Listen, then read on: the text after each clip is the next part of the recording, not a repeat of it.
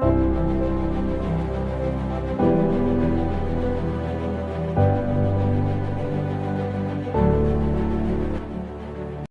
अलैकुम प्यारे बच्चों।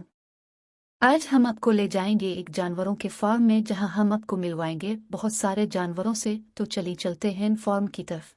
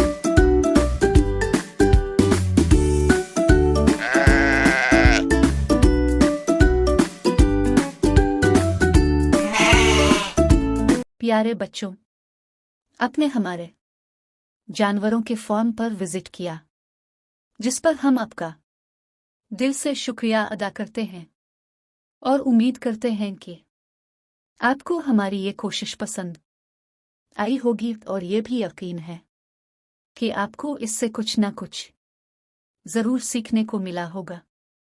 अब अगर आप इस चैनल को सब्सक्राइब करेंगे तो आप इस पर आइंदा कहानियां आसानी से देख पाएंगे। तो इस चैनल को सब्सक्राइब करें और बेल के आइकन को भी दबा दें, ताकि आपको हमारी वीडियो का नोटिफिकेशन मिल सके।